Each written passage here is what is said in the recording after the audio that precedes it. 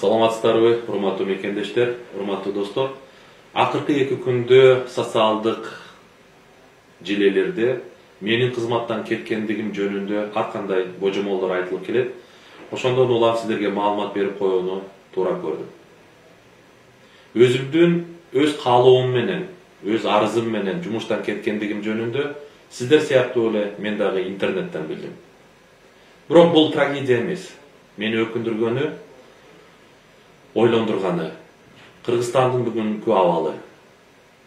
Тилекке каршы Кыргызстан бүгүн чоң коркунучта. Саясатта болобу, экономикада болобу, калктын жашоо деңгээлинде болобу, Кыргызстан бүгүн бир чоң туңгуюкка келди десем болот. Муну пандемия дагы курчутуп, абалды оорулатып жатат. Акыркы 30 жылдагы туура эмес экономикалык саясат ички товар өндүрүүчүлөрдү жокко чыгарып, Кыргызстандын ички рыногуна 80% чет өлкөлүк товар өндүрүүчүлөрдүн ээлөөсүнө шарт түздү десем болот. Мындан улам жумушсуздук күч алып, миллионго жакын биздин жарандар сыртта жүрүүгө мажбур болуп атат. Экономикабыз импортко байланыштуу болгондуктан улуттук валютанын сомдун дагы курсу күндөн күнгө түшүп, калктын сатып алуу жөндөмү төмөндөп, жалпы элди жакырчылыкка түртүп атат десем болот. Расмий маалыматтарга таянсак, 20% кыргызстандыктар жакырчылыкта жашайт дегендик менен, Улуттук статистика комитетинин маалыматы боюнча 80% калкыбыз күнүмдүк тапкан кирешеси жашоо минимумга жетпейт. 19 жылдын жыйынтыгы менен bir адамга bir айда керектелүүчү сумма 4806 сом. Эми урматтуу мекендештер, ар бириңиздер өзүңүздөрдүн кирешеңиздерди эсептеп көрүп, жашоо минимумга кирешеңиздер жан башыга жетеби, жетпейби, аны өзүңүздөр анализдеп көрүңүздөр. Ошондон улам социалдык өнүктүрүү министри катары ушул маселелердин бардыгын комплекстүү чечүү максатында атайын системдүү чоң программаны иштеп чыгып өкмөткө сунуштаганбыз. Өзүңүздөргө белгилүү болгондой Конституцияда Кыргызстан социалдык мамлекет деп жазылып турат. Жана 53-беренеде Кыргызстанда пенсиялар, социалдык төлөмдөр жашоо минимумунан төмөн болбойт деген норма бар. Бирок тилекке каршы ушу күнгө чейин бул норма ишке ашпай келет.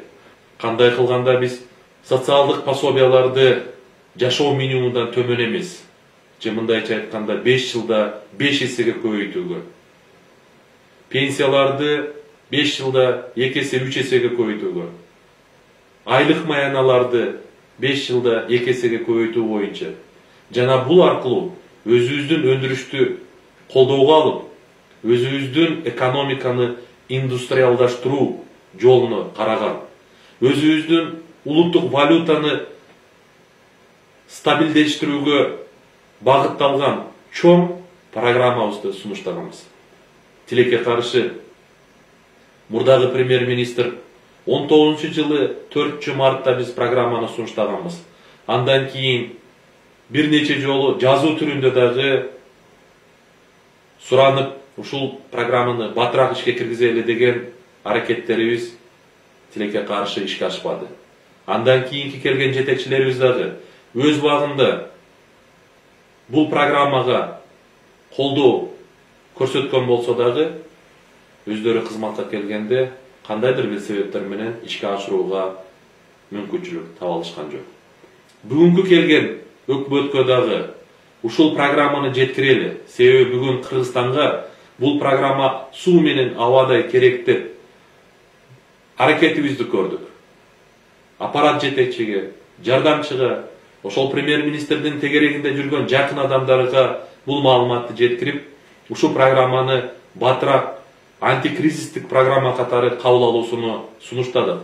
Бирок тилекке каршы булар дагы бул программаны угууга жана колдоого мүмкүнчүлүк тапкан жок.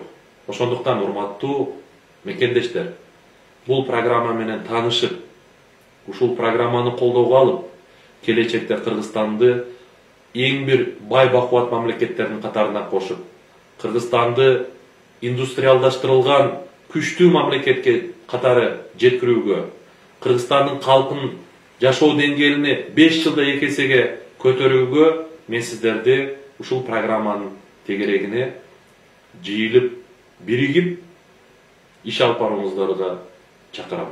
Жакынкы күндөрдө бардык кызыктар тараптарга, бардык кызыккан жарандарга бул программаны сунуштайм.